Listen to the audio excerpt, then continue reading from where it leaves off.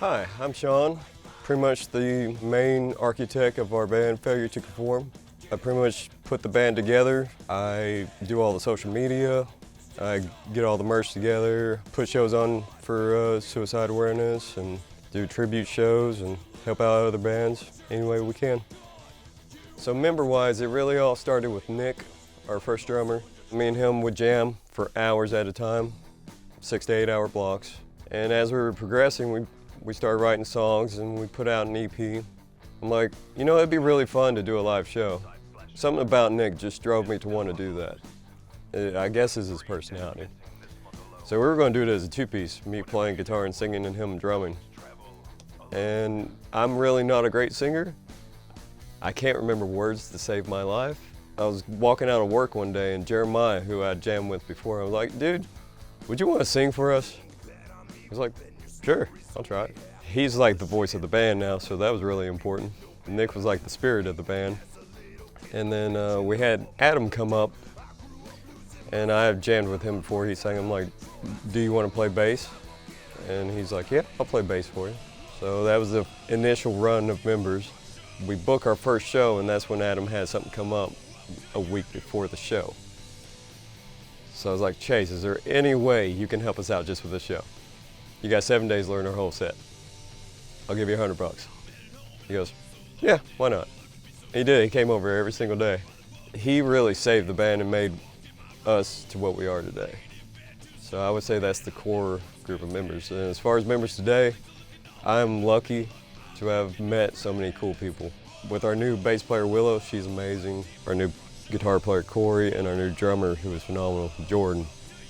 I am beyond blessed to be surrounded by so many cool people now.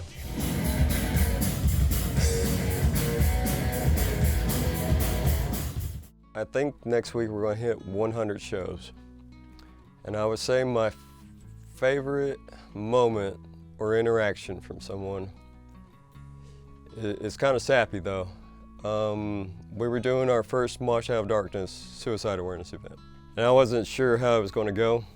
In our community, punk metal is not really associated with mental health, let's just say that.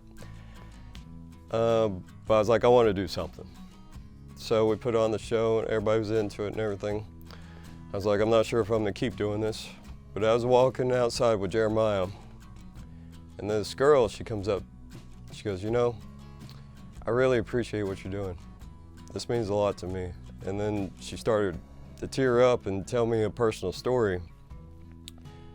And as she was walking away, before she walked away, I gave her a hug and said, thank you for telling me your story and everything.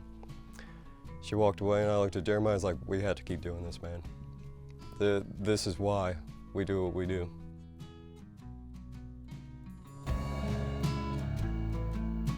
So I've stuck with it because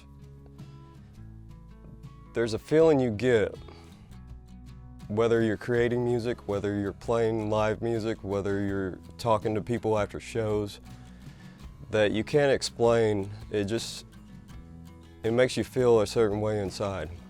It's almost like therapy, because it fulfills a need you can't get anywhere else.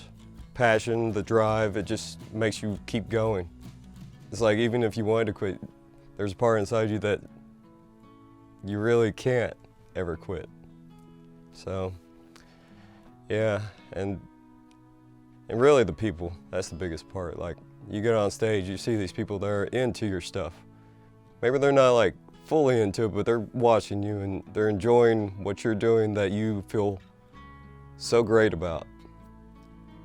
And then when you get off stage, you're like, hey, that was awesome and everything. And you're like, wonderful, they give you hugs. It's wonderful.